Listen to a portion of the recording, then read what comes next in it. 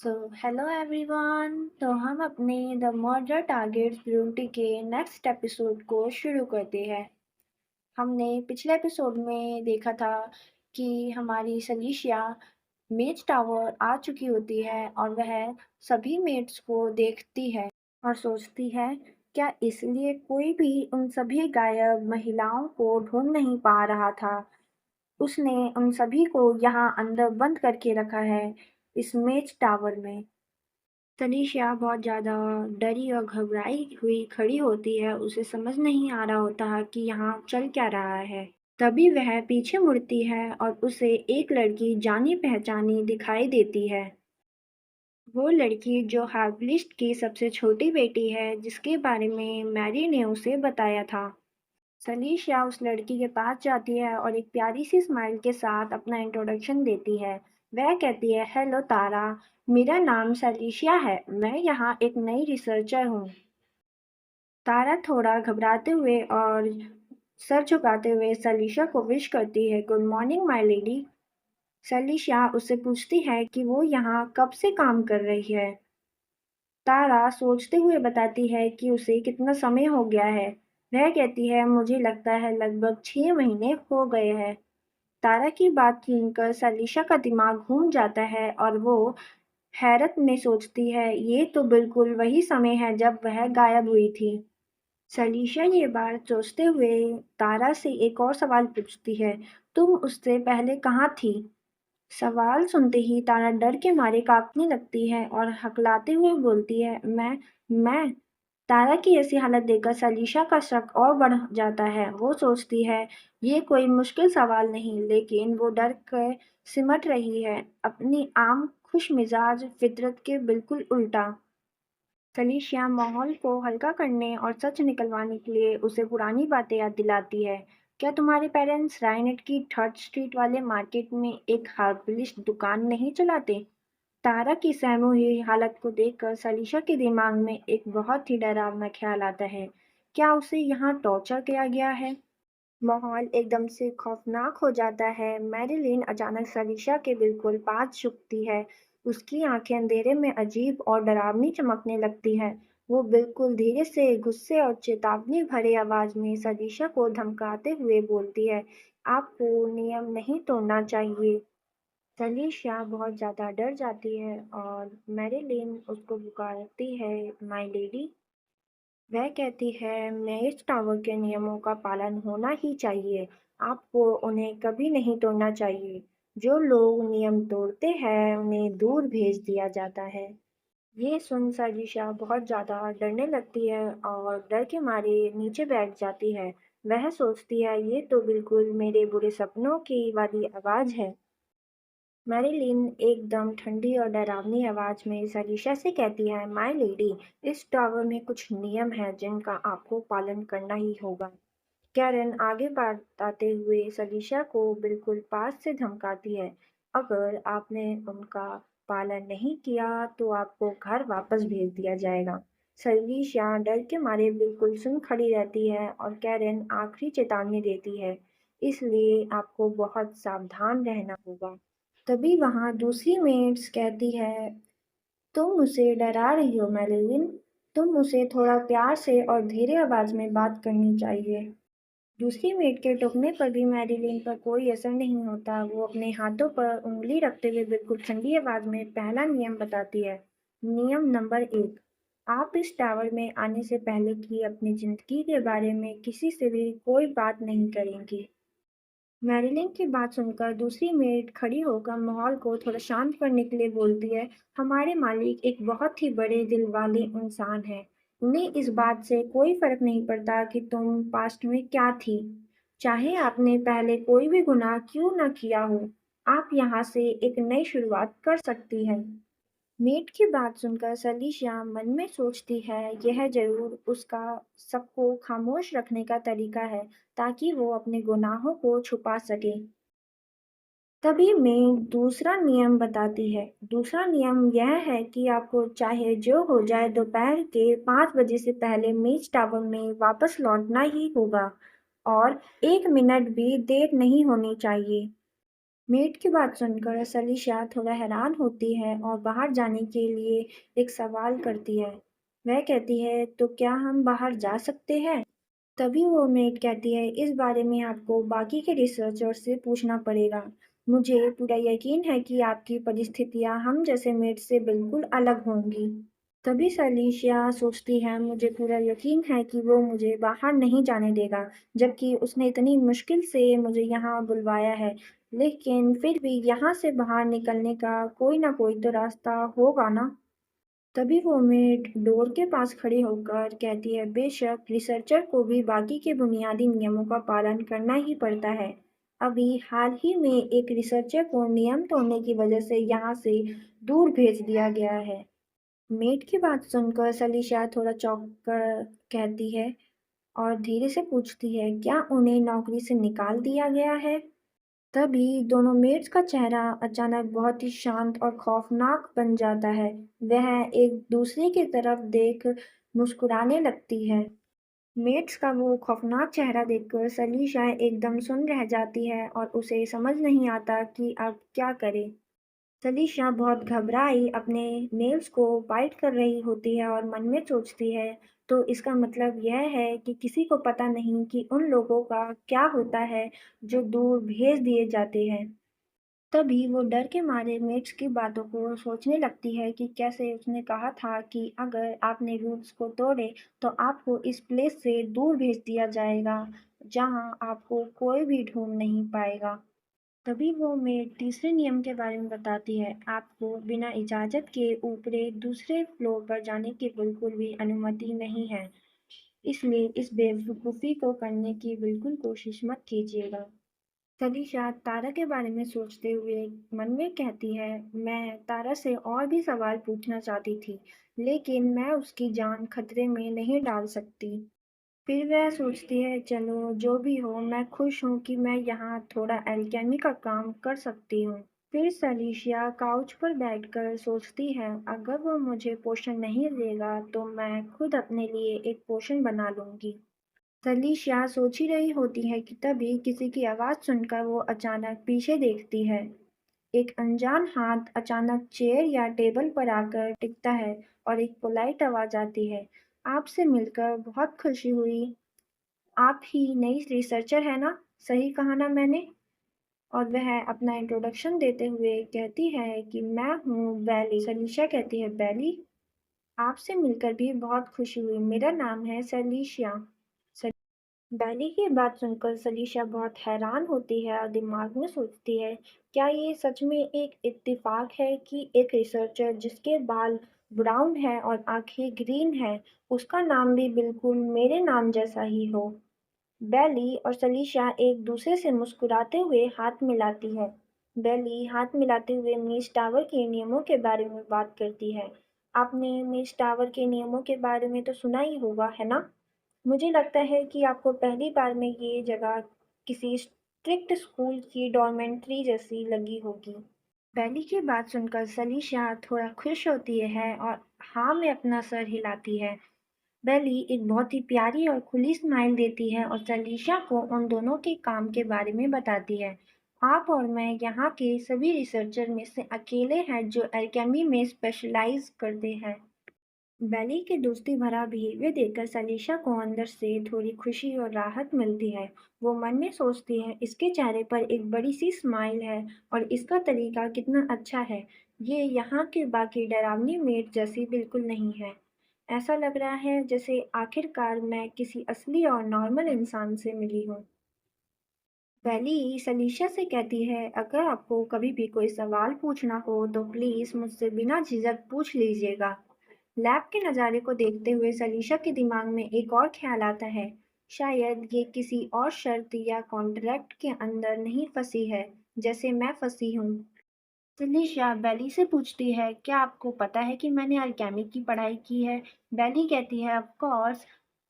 बेली कहती है, आप तो यहाँ पहले से ही काफ़ी फेमस है क्योंकि टावर मास्टर ने कहा था कि वो जल्द ही किसी बहुत इम्पोर्टेंट इंसान को लेकर आने वाले हैं। बेली सलीशा से कहती है कि यह बहुत बड़ा राज है। वो बिल्कुल अनइंटरेस्टेड रहते थे। यहाँ तक कि जब क्राउन प्रिंस भी उनसे मिलने आए थे तब भी उन्होंने कोई ध्यान नहीं दिया। इसलिए ये पहली बार है जो ऐसा हो रहा है। बेली की बात सुनकर सलीशा के चेहरे पर गहरी चिंता और हैरानी आ जाती है। वह सोचती है उन्होंने ऐसा क्यों कहा होगा। बेली मुस्कुराते हुए सलीशा के पास आकर उसकी अल्केमी स्किल्स की तारीफ करने लगती है। वह कहती है, मुझे पूरा यकीन है कि आप कोई सोशल बटरफ्लाई नहीं रही होंगी अगर आप हर वक्त पोशंस बनाने में बिजी रहती थी तो। इसका मतलब आपकी जादुई अल्केमी स्किल्स में उन्हें इतना ज़्यादा इम्प्रेस कर दिया होगा कि वह हर साल में आपको यहाँ लाने के लिए अड़ गए। सलीशा कहती है, ऐसी रूमर्स पर बिल्कुल ध्यान मत दो। तभी सलीशा का दिमाग में कुछ आता है। वो बहुत ही ज़्यादा गंभीर हो जाती है और वह उससे पूछती है, क्या मैं तुम्हारी कलाइयाँ देख सकती हूँ बेली? बेली कहती है, हाँ हाँ, ये तो बड़ा अजीब सा रिक्वेस्ट है। क्या ये किसी से हेलो कहने का कोई नया तरीका है? बेली अपने दोनों हाथों को आगे करती है। सलीशा सोचती है उसकी कलाइयों पर कुछ भी नहीं है, लेकिन शायद, क्या पता, कॉन्ट्रैक्ट का निशान खास तौर पर वहीं पर दिखना जरूरी ना हो तो। तब वह सोचती है कि उसे इस बारे में पूछना चाहिए और वह बोलती है, तो तुम भी। तभी उसकी आवाज आती है, ऐसा लगता है तुम्हारे पास बहुत सारे सवाल हैं जिन्हें तुम हल करना चाहती हो। वो ठंडी आवाज सुनते ही सलीशा के दिमाग में डर का एक झटका लगता है और वो डर के मारे एकदम फ्रीज हो जाती है। उसकी आंखों में खौफ साफ दिखता है। सलीशा एकदम से डर कर पीछे मुड़ती है और उस शख्स को देखकर उसके हाथों से डर के मारे धीरे से नाम निकलता है, इयॉन। इयॉन सलीशा से कहता है, तुम्हारा दिमाग इतना ज्यादा शोर कर रहा था कि मैं पढ़ाई पर ध्यान ही नहीं लगा पा रहा हूँ। तभी सलीशा मन में कहती है, अगर ऐसी बात थी तो तुम मुझे सीधे एक टेलीपैथिक मैसेज भेज सकते थे, खुद यहाँ आने की बजाय। इयॉन बिल्कुल शांत और गंभीर चेहरे के साथ सलीशा से कहता है, लेकिन मैं तुमसे खुद आकर मिलना चाहता था मिस सेलिना। तभी मिस सेलिना बहुत ज्यादा गुस्से में आ जाती है और मन में कहती है, मुझे यह बकवास मत सुनाओ तुम कमीने। सलीशा का गुस्सा देखकर इयॉन के चेहरे पर एक शातिर और प्यारी सी स्माइल आ जाती है और वह कहता है, तुम गुस्से में मुझे गाली देते हुए भी बहुत लवली लगती हो मिस सेलिना। यह बात सुनकर सलीशा तो बहुत ज्यादा ब्लश करने लगती है और बेली कहती है, ओह माय। वह सलीशा मन में सोचती है, काश मैं उसे बता पाती कि मैं सिर्फ इसलिए ब्लश कर रही हूँ क्योंकि मैं घबरा गई हूँ। इयॉन तिरछी नजर से सलीशा से गंभीरता के साथ पूछता है, क्या तुम अपनी रिसर्च अभी तुरंत शुरू करने वाली हो? तुम चाहो तो थोड़ी देर आराम कर सकती हो, तुम्हें पता है ना। सलीशा गुस्से में इयॉन की तरफ देखती है और पुरानी बात याद दिलाते हुए बोलती है, तुम्हारी उस वफादार मेड मैरलिन ने उस हीलिंग पोशन को फेंक दिया जो वो मेरे लिए लाई थी। मैं पूरा 1 महीने तक इस तरह लंगड़ा कर नहीं चल सकती, इसलिए मैं खुद अपने लिए एक नया पोशन बनाने जा रही हूँ। इयॉन ठंडी आवाज में उससे बोलता है, क्या तुम्हारा इरादा एक बार ठीक होने के बाद इस टावर से नीचे कूदने का है? सलीशा मन में कहती है, मैं कोई मूर्ख ही होंगी जो ऐसा कुछ करने का सोचूंगी। बेली बहुत ही एक्साइटेड होकर सलीशा के पास जाती है और कहती है, एक बार जब तुम्हारा एंकल ठीक हो जाएगा तो चलो हम दोनों साथ चलकर सामान खरीदेंगे। सलीशा उसकी बात सुनकर एकदम हैरत में रह जाती है। सलीशा बेली की बात सुनकर बहुत हैरान होकर सोचने लगती है, मुझे नहीं पता था कि हम इतनी छोटी और आम बात के लिए भी यहाँ से बाहर जा सकते हैं। बाहर जाने के बारे में जानते ही सलीशा के दिमाग में ड्यूडिस का चेहरा आता है। सलीशा मन में सोचती है, मुझे किसी भी तरह यहाँ से बाहर निकलना होगा और ड्यूडिस से दोबारा मिलना होगा। तभी वो थोड़ी परेशान हो जाती है और सोचती है कि शायद ये इतना आसान नहीं होगा, या फिर क्या ऐसा करना बहुत ज़्यादा मुसीबत खड़ी कर देगा। इयॉन बिल्कुल ठंडी आवाज में सलीशा की सोच पर ताना मारता है। वह कहता है, मिस सेलिना इस बारे में इस तरह बिल्कुल नहीं सोचेगी, बल्कि वो तो बहुत ज़्यादा खुश होंगी। इयॉन उसे बहुत बुरी तरीके से घूर रहा होता है। सलीशा के दिल में बहुत ज़्यादा डर बैठ जाता है। वह सोचती है, मैं ऐसी परिस्थिति में आखिरकार कैसे आ सकती हूँ। तभी इयॉन कहता है, क्या मैं अब से तुम्हें बैली बुला सकता हूँ मिस सेलिनिया? सेलिनिया शॉक में आ जाती है और गुस्से में बोलती है, क्या एक ही रिसर्च लैबोरेटरी में दो बैली का होना थोड़ा अजीब नहीं लगेगा? इयॉन का चेहरा पूरा नहीं दिखता पर उसकी आवाज में एक अलग ही शक और डर होता है। वह कहता है, लगेगा ना? इयॉन की बात सुनकर सलीशा का गुस्सा बढ़ जाता है और वो गुस्से में अपनी मुट्ठी बहुत तेज से बंद करती है और मन में बड़बड़ाती है, ऑफ कोर्स अजीब लगेगा। तुमने हमें समझ क्या रखा है? हम दोनों में फर्क करना मुश्किल हो जाएगा और ये सच में बहुत अजीब होगा। यह सुनकर इयॉन थोड़ा शॉक होता है और सोचता है, तुम दोनों में फर्क करना? मुझे नहीं लगता कि उसकी कोई जरूरत पड़ेगी। मैं समझ गया। तब सलिश यहाँ डर के मारे मन में सोचती है, तो इसका मतलब वो सच में मुझे ढूंढने या पहचानने की कोशिश भी नहीं करेगा, क्योंकि उसके लिए हम जैसे ब्राउन बाल और ग्रीन आंखों वाली लड़कियां सिर्फ एक खिलौना है जिसे जब चाहे बदला जा सकता है। बेली एक अजीब से स्माइल के साथ सामने आती है और इयॉन की बात को समर्थन करते हुए सलीशा से कहती है, आपको वही करना चाहिए जो मालिक चाहते हैं। वैसे भी उन्होंने ही तो मुझे ये नाम दिया था।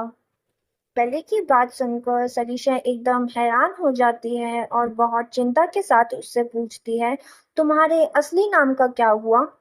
बेली बिना किसी इमोशन के साफ आवाज में जवाब देती है, मैं उसे भूल चुकी हूँ। फेलिशिया घबराते हुए मन में सोचती है कि एक मर्डर द्वारा नाम दिया गया कितना खौफनाक है और वह बहुत ही डरी हुई लग रही होती है। इयॉन का फेस बहुत ही सीरियस होता है और वो ठंडी आवाज में सेलिशा से कहता है, मैं तुम्हें एक कहानी सुनाना चाहता हूँ। इयान नीचे देखते हुए बहुत ही शांत पर गहरी आवाज में बोलता है, बेली किसी ऐसे इंसान का नाम था जो मेरे लिए बहुत ही ज्यादा इम्पोर्टेंट था। वह कहता है, मैं बहुत दुखी था जब वह मुझे छोड़कर चली गई, इसलिए मैंने फैसला किया कि मैं इस पूरी दुनिया को ब्राउन बाल और ग्रीन आंखों वाली लड़कियों से भर दूंगा, ताकि उनमें से कोई एक लड़की जरूर बिल्कुल उसकी तरह दिखे, और अगर उनमें से कोई भी उसकी तरह नहीं निकली तो मैं बस उन्हें मिटा दूंगा और दोबारा कोशिश करूंगा। इयान उदास और गंभीर दिखता है। वो पुरानी यादों में डूबकर कहता है, बेली किसी ऐसे इंसान का नाम था जो मेरे लिए बहुत इम्पोर्टेंट थी। वो मुझे बहुत ज्यादा पसंद करती थी। वो आगे बोलता है, मुझे ऐसा लगता था जैसे बेली के साथ मेरा ये खुशी के दिन हमेशा ऐसे ही चलते रहेंगे। लेकिन एक दिन वो अचानक गायब हो गई। उसके बाद उसके खत बहुत कम आने लगे और फिर एक दिन उसने लिखा बिल्कुल ही बंद कर दिया।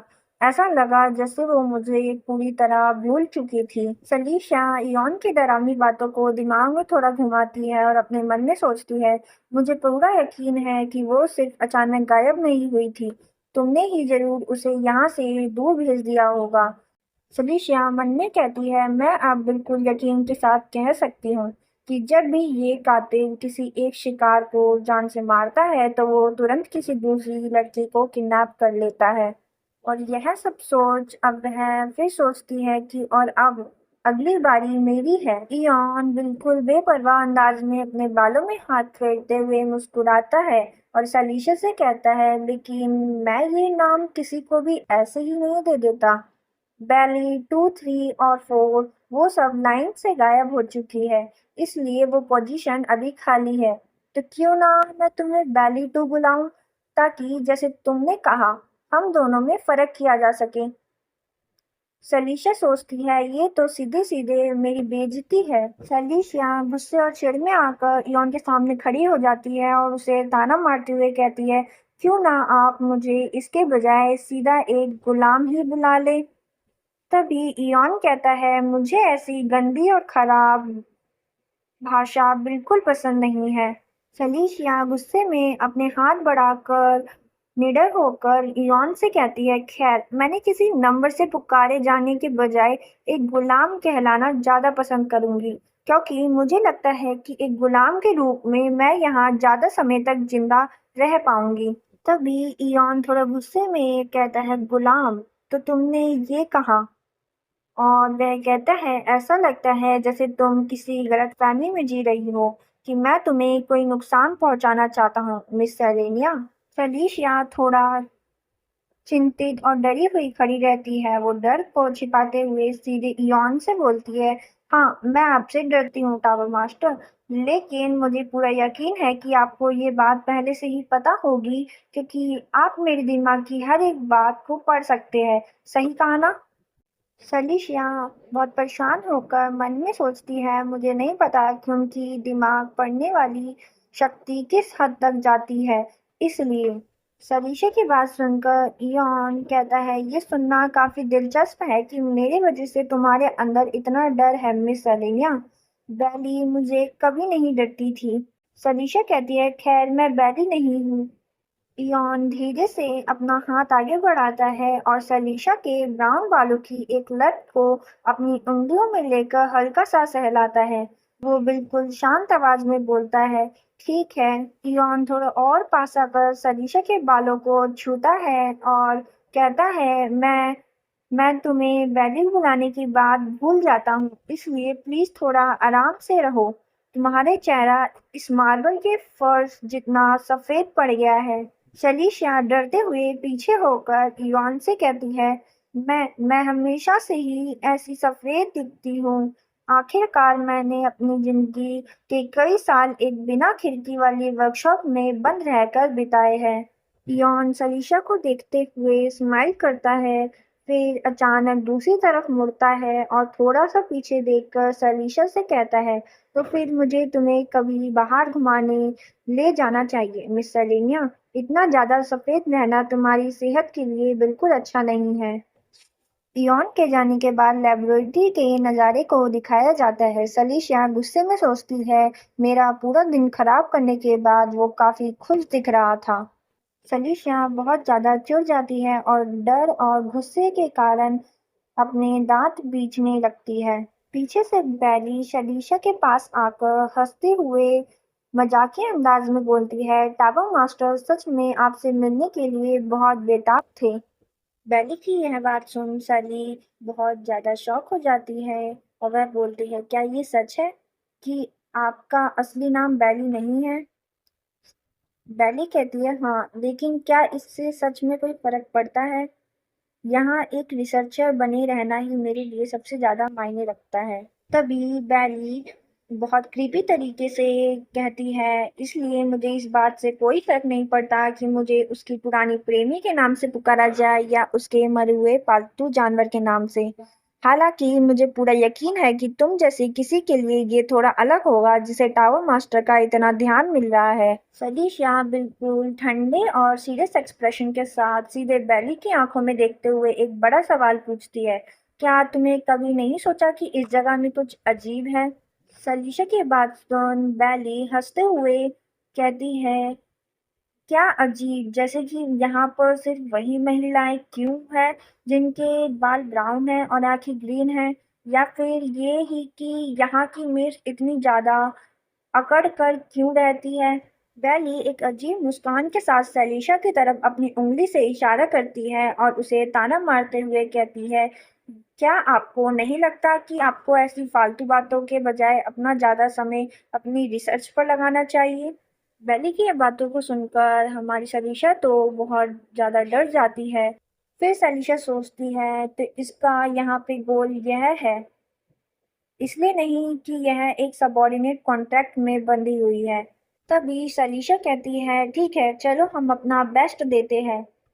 सलीशा सोचती है कि उसे इस बात से कोई फर्क नहीं पड़ता होगा, चाहे टावर मास्टर एक कातिल ही क्यों ना हो। जब तक वो यहाँ रहकर अपनी अलकेमी की पढ़ाई कर सकती है, तब तक उसे कोई भी फर्क नहीं पड़ेगा। और फिर हमें झूमर दिखाया जाता है और हमें बताया जाता है कि 5 दिन बीत चुके हैं। सलीशा फिर यूडिस के बारे में सोचती है और चिंता में डूब जाती है। वह सोचती है, मैं इस बात की उम्मीद नहीं कर सकती कि नॉवल का मेन लीड यूडिस मुझे पहली नज़र में प्यार करने लगेगा। जबकि मैं इस कहानी की कोई मुख्य किरदार भी नहीं हूँ। इसलिए मुझे किसी ऐसे इंसान की ज़रूरत है जो किसी कॉन्ट्रैक्ट से ना बंधा हो, ताकि वो ब्यूडिस को इस टावर के पीछे का खौफनाक सच बता सके। तभी उसके दिमाग में कुछ क्लिक करता है और वह कहती है, इस वक्त सिर्फ मैं एक ही इंसान के बारे में सोच सकती हूँ, और वो है तारा, जो बैली की तरह नहीं, जो अपनी मर्जी से यहाँ रुकी है। तारा जरूर अपने घर वापस जाना चाहती होगी। तभी सलीशा तारा को ढूंढने जाती है, पर रास्ते में उसे कैरन मिल जाती है। वह उसे रोकती है और कहती है, ओ माय, आप यहाँ इतनी दूर किस से मिलने आई है माय लेडी? और वह आगे कहती है, क्या आप मदद के लिए और मेट्स को ढूंढ रही है? तभी सलीशा कहती है, हेलो कै, कैरन, मुझे किसी मदद की जरूरत नहीं है, मुझे बस तारा नाम की मेट से बात करनी है। यह सुनकर कैरेन बहुत अजीब आवाज में बोलती है, कितनी अजीब बात है। हाँ, लेकिन मेट्स का ओहदा आपके मुकाबले बहुत नीचे है, आपको उनसे बात नहीं करनी चाहिए माय लेडी। सलीशा हिम्मत करके कैरिन को जवाब देती है, और तभी उसकी नजर पीछे कॉरिडोर में खड़ी तारा पर पड़ती है, जो डर के मारे कांप रही होती है। सलीशा कहती है, ये फैसला करना मेरा काम है, और तभी वह तारा को बुलाती है। सलीशा तारा की तरफ बढ़ रही होती है, और तभी वहां कैरीन एक शातिर और ठंडी स्माइल के साथ सामने आती है और बात को संभालते हुए बोलती है, मैं माफी चाहती हूँ, लेकिन इस वक्त हर कोई बहुत ज्यादा बिजी है। अगर आपको तारा को कोई संदेश देना है तो प्लीज मुझे बता दीजिए, मैं उसे बोल दूंगी। कैरन की बात सुनकर सलीशा को समझ आ जाता है कि वह इस तरीके से उससे बात नहीं कर सकती। वह सोचती है, ऐसा लगता है कि अब मुझे कोई दूसरा तरीका अपनाना पड़ेगा। तब सीन शिफ्ट होता है, हमारी सलीशा के रूम को दिखलाया जाता है, जहां वह कैरन को बुलाकर कहती है कि कैरन, प्लीज मेरी बेडशीट को धो दो। और फिर वह कहती है, मुझे उनमें बहुत ज्यादा पसीना आ गया है, ओ डियर, मैंने तो टेबल के कपड़े पर चाय भी गिरा दी। मैंने पहले ध्यान नहीं दिया, पर लगता है चाय मेरे कपड़ों पर भी गिर गई है। और हाँ, कमरे के पर्दे भी काफी धूल से भरे लग रहे हैं, उन्हें भी मेरे लिए दोबारा धो देना। वह कैरन को और बिजी रखने के लिए एक और काम बोलती है, कहती है, मेरा रुमाल भी गंदा हो गया है कैरन। कैरन थोड़ा परेशान और चिढ़े हुए एक्सप्रेशन के साथ पीछे मुड़ती है, और जाने से पहले सलीशा से कहती है, मैं आपकी मदद के लिए किसी दूसरी मेड को भेज देती हूँ। कैरन के जाने के बाद सलीशा सोच रही होती है, उनके काम पर जाने के बारे में सोचती है। वो दिमाग में एक चालाक प्लान बनाती है और मन में सोचती है, मैं कोशिश कर रही हूँ कि ज़्यादा से ज़्यादा मेड सामान धोने का काम में बिजी हो जाए, लेकिन क्या कभी तारा की बारी आएगी? तभी डोर ओपन होता है, और फिर सलीशा पीछे की तरफ देखती है। हमें दिखाया जाता है वह तारा ही होती है, और कहती है, क्या मैं अंदर आ सकती हूँ माय लेडी? तारा को सामने देखकर सलीशा की खुशी का ठिकाना नहीं रहता, और वो हैरत से उसका नाम लेती है, तारा। सलीशा तुरंत माहौल को दोस्ती भरा बनाती है और तारा को अपने पास बैठने का इशारा करती है और कहती है, बेशक, यहाँ आकर बैठो। उसके दिमाग में एकदम से इयॉन के बारे में आता है। वह कैट मन में सोचती है, मुझे किसी तरह इयॉन को धोखा देने का रास्ता ढूंढना ही होगा, ताकि मैं बिना उसके शक में आए तारा से अकेले में बात कर सकूं। फिर वह शांति से सोफा पे बैठ जाती है, और फिर तारा से कहती है, तारा, क्या तुम्हें नॉवेल्स पढ़ना पसंद है? तारा सामने बैठी होती है और वह कहती है, नहीं। तो फिर सलीशा कहती है तारा से, तो फिर तुम जरूर सर यूडिस के काम के बारे में अच्छे से जानती होगी। तारा उस कहानी को याद करते हुए बोलती है, आपका मतलब 43 थर्ड स्ट्रीट वाली फेरी की कहानी, जिसने शहर के सभी लोगों को बहला फुसलाकर उन्हें ढूंढने पर मजबूर कर दिया था, ताकि वो उस एक लड़के को ढूंढ सके जिसे उसने वादा किया था। तभी शलीशा कहती है, हाँ बिल्कुल, लेकिन हमारी स्थिति इससे काफी अलग है। हम लड़के नहीं हैं, और आखिरकार यहाँ कोई फेरिस भी तो नहीं है। खैर, उस नॉवल का एक स्पिन ऑफ भी है। वो एक दूसरे लड़के के बारे में है, जो मेन कैरेक्टर के अलावा कोई और था, जिसे रात की परी लेकर चली गई। यह बात सुनकर तारा थोड़ा डरने लगती है। तभी सलीशा अपनी बात जारी रखते हुए कहती है, 43rd स्ट्रीट पर एक जड़ी बूटी की दुकान थी, वो पूरे शहर में सबसे बड़ी और बहुत ही कामयाब दुकान थी। उस दुकान के मालिक परिवार का सबसे छोटा बेटा बहुत ही मेहनती था और वो हमेशा अपने माता-पिता की मदद करने के लिए तैयार रहता था। लेकिन एक गर्मी की रात एक काम से बाहर जाने का दौरान वो लड़का बिना किसी निशान के अचानक गायब हो जाता है। उसके परिवार ने उस लड़के को हर जगह बहुत ढूंढा, पर बदकिस्मती से उन्हें कुछ भी नहीं मिला। सलीशा की बातें सुनकर तारा का चेहरा बहुत ही गहरा डर और चिंता साफ नजर दिखने लगती है। वह आगे अपनी स्टोरी को बताती है। एक महीने बीत गया और फिर दूसरा भी। हर किसी को लगने लगा था कि वो लड़का मर चुका है, सिवाय उसके परिवार के। शलीशा बहुत ही गंभीर और दर्द भरी नजर से तारा की तरफ देखते हुए उस लड़के के पिता की दास्तान सुनाती है। कहती है उसके बिना पिता ने अपना काम धंधा बिल्कुल छोड़ दिया और वो हर रोज उसकी खोज में शहर की दीवारों के बाहर निकल जाते थे। चाहे बाकी सभी लोग उन्हें चेतावनी देते थे कि बाहर भेड़िया और दूसरे खूंखार जानवर है जो उन्हें नुकसान पहुंचा सकते हैं, पर फिर भी वो नहीं रुके। सलीशा की बातें सुनकर तारा पूरी तरह टूट जाती है और डर और गम के मारे अपनी आवाज दबाते हुए रोने लगती है। उसका दुख पर बेबसी साफ दिख रही है। तारा को इस तरह रोता हुआ देखकर सरीशा का दिल बैठ जाता है और वह मन में सोचती है वो जरूर अपने पिता के लिए बहुत ज्यादा परेशान होगी। वह खड़ी होकर और लंगड़ाते हुए मेज के पास जाती है जहाँ एक फूलदान रखा हुआ था। उसमें कुछ बदलाव दिख रहे होते हैं। वह उस फ्लावर पॉट को पकड़ती है। यह देख सलीशा तेजी से उसका नाम चिल्लाती है, तारा। हम देखते हैं कि तारा अपने होश-ओ-हवास में नहीं होती और वह सलीशा के ऊपर उस गमले को मारने के लिए खड़ी होती है। तभी हमें दिखाया जाता है वो गमला टूट जाता है और उसके बगल में हमारी सलीशा बहुत डरी बैठी होती है। सलीशा उसे संभालने के लिए कहती है, तारा ये खतरनाक है। बट तारा वो तो बहुत क्रीपी तरीके से मूव कर रही होती है और तभी तारा नियम नंबर 1 कहती है, आप इस टावर में आने से पहले की अपनी जिंदगी के बारे में किसी से कोई बात नहीं करेंगी। तारा अपनी उंगली को सेलिनिया के सामने करते हुए कहती है, आपने अभी एक नियम तोड़ दिया है माय लेडी, और बहुत बुरी तरीके से हंसने लगती है। सलीशिया तारा को देख और बहुत घबराए हुए मन में सोचती है, ये तारा नहीं है। इसका अंदाज तो बिल्कुल अभी की मार्लिन जैसा है। तारा एक खौफनाक और ठंडी स्माइल के साथ जवाब देती है, आप भी किस बारे में बात कर रही है माय लेडी? मैडलिन का असली रूप आते ही सलीशा बिना एक पल गवाए कॉरिडोर में बहुत तेज पीछे की तरफ भागती है। वो भागते हुए डर और गुस्से में चिल्लाती है, तुम तारा नहीं हो, तुम मैडलिन हो। अंधेरे कॉरिडोर में मैडलिन उसके पीछे बहुत तेजी से भाग रही होती है। सलीशा मन में सोचती है, मुझे अब यहाँ से भागना होगा और तेजी से। और हमारी तारा, जिसके अंदर कोई मैडलिन है, वह कहती है, आप कहाँ जा रही है माय लेडी?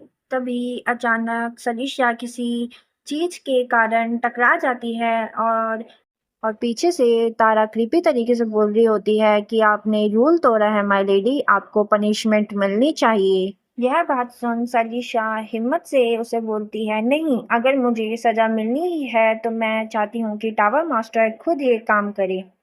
और चिल्लाते हुए डोर ओपन करते हुए कहती है, मुझसे दूर रहो तुम। पर तभी सलीशा बहुत शॉक हो जाती है। ऐसा इसलिए होता है क्योंकि तारा ने उसके पैर को पकड़ लिया होता है और वह उसे गिरा देती है।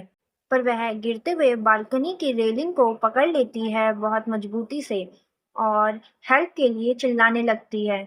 पर वो मेड चिल्लाते हुए कहती है, यह आपका समय है पनिशमेंट लेने का माय लेडी, और उसके पैरों को छोड़ नहीं रही होती।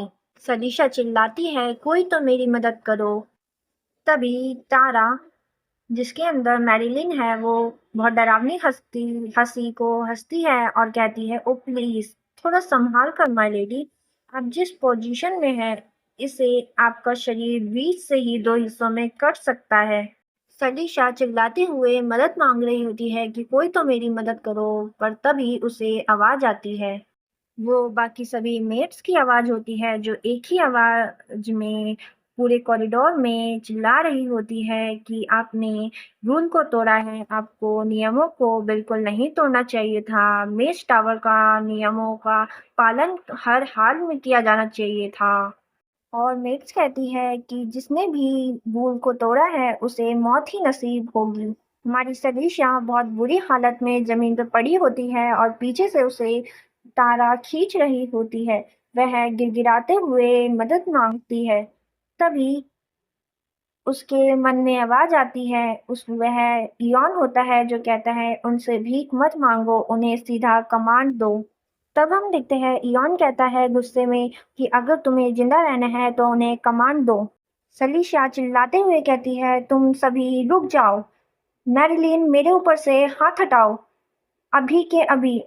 एंड सभी के सभी शांत हो जाओ। तब सब सारी मेड शांत हो जाती है और वह कहती है, क्या यह सब शांत हो गई? और हमें मैरिलीन दिखाई जाती है जो कि बेहोश पड़ी होती है। वह फ्लोर पर सही से बैठ सोच रही होती है, क्या कमांड देने से यह काम कर गया? पर वह बहुत घबराई हुई होती है। तभी वह ऊपर देखती है, ऊपर हमारे वह कहती है मास्टर। और हमें आते हुए दिखाया जाता है कि जो इयॉन है वह आता है और कहता है कि मुझे माफ कर दीजिएगा लेट आने के लिए। इयॉन सलीशा को देख कहता है कि तुम तो बहुत बुरी तरीके से इंजर्ड हो और अपने हाथों से मैजिक करता है। सलीशा मन में सोचती है, हीलिंग मैजिक? पहले तो ये मुझे टॉर्चर करता है और फिर मुझे हील करता है। तब यॉन सलीशा से पूछता है, क्या तुम मुझसे नफरत करती हो? सलीशा कहती है, ऐसा तभी होता जब मैंने आपसे मुझे बचाने की कोई उम्मीद रखी होती, लेकिन हम दोनों एक दूसरे से ऐसी कोई उम्मीद रखने से बहुत दूर है। यॉन कहता है, नहीं, बिल्कुल नहीं। यॉन सलीशा से माफी मांगता है और सलीशा सोचती है, मैंने कभी नहीं सोचा था कि इयॉन के मुंह से ऐसा शब्द निकलेगा। जिस तरह से उसने माफी मांगी, ऐसा लग रहा था जैसे इस पूरी घटना के पीछे उसकी ही गलती हो। और इस चीज से मुझे ये महसूस करवाया जैसे वो मुझे अपनी लवर या फिर अपने मास्टर के रूप में देख रहा हो। सलीशा दिमाग में इयॉन का असली चेहरे के बारे में सोचती है। उसका मन में बातें चल रही होती है, नहीं, अगर उसने सच में मुझे बचाने का फैसला किया होता तो जैसे ही तारा ने मेरा एंकल पकड़ा था वो तभी उसे रोक देता। आखिरकार वो बहुत ही ताकतवर है। इयॉन बिल्कुल शपथ और ठंडे चेहरे के साथ पीछे की तरफ मुड़ता है और वहां से जाने लगता है। सलीशा उसे मुड़ते हुए देखती है और मन में सोचती है, उसे इस बात का बिल्कुल भी अफसोस नहीं है। तभी वो एकदम से सलीशा को अपनी गोद में उठा लेता है और उससे कहता है, क्या तुम मुझ पे बिलीव नहीं करती? यह देख सलीशा तो बहुत शॉक हो जाती है। सलीशा बिस्तर पर बैठी हुई थोड़ी हैरान लग रही होती है। इयॉन की आवाज आती है। वह कहता है, मैं तुम्हारे सारे घाव तो ठीक कर दिए हैं, पर तुम अभी भी सदमे में हो। तुम्हें अभी के लिए आराम करना चाहिए। सलीशा टेंशन में आते हुए मन में सोचती है, ऐसा लग रहा है जैसे उसने दोबारा मेरे दिमाग को पढ़ लिया है। तभी वह नीचे फ्लोर पर तारा को देखती है और उसके लिए चिंता करती है। और इयॉन कहता है, क्या तुम अभी भी उस मेड के लिए वरीड हो? सलीशिया कहती है, यह सब उसकी गलती नहीं है, उसको मैरिलिन ने कंट्रोल किया था। इयॉन सलीशा से कहता है, मैरिलिन ने बिना किसी ठोस वजह के किसी मेड पर नियंत्रण करके तुम पर हमला नहीं किया होगा। सलीशा कहती है, मुझे सच में नहीं पता कि ऐसा क्यों हुआ। वो अचानक बिल्कुल बदल गई और सीधे मेरी तरफ झपट। वह सलीशा से कहता है, तुम्हारा अचानक ऐसा कहना सच में उस मैरिलिन जैसा बिल्कुल नहीं लग रहा जिसे मैं जानता हूँ। वह डरी और सहमी मन में सोचती है, मैं यहाँ से भागना चाहती हूँ लेकिन इयॉन मुझे छोड़ ही नहीं रहा। इयॉन सलीशा को देखते हुए कहता है, ठीक है, मैं उस मेट को भूल जाता हूँ, मैं उसे कुछ नहीं करूँगा। सलीशा इयॉन से पूछती है, तो मैरिलिन का क्या होगा? इयॉन कहता है, एक ऐसी मेड जो अपना जगह नहीं जानती और अपने मास्टर से डिफाई करती है, उसे यहाँ से जाना होगा। कौन सी बात है? यह देखकर सलीशा तो बहुत शॉक हो जाती है और वह सोचती है, अगला विक्टिम मैरिलिन होगी।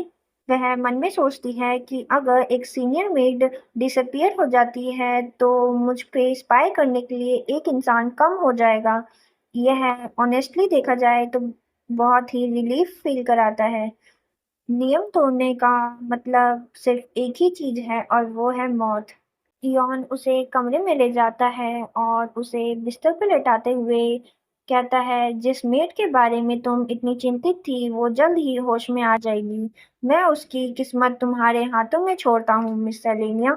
और वह वहां से चला जाता है। सलीशिया मन में सोचती है कि अब मुझे समझ आ रहा है कि क्यों मैं जो हूँ एक एक्स्ट्रा कैरेक्टर की तरह रिकार्नेट हुई हूँ मेन कैरेक्टर के बजाय। तभी वहां पर कोई आता है और वह कहती है, माय लेडी। सलीशा कहती है, तारा। तारा रोते हुए कहती है, I am sorry my lady. मैं आपने मेरी मदद की पर मैं जो हूँ आपको मारने की कोशिश कर रही थी। प्लीज मुझे माफ कर दीजिए।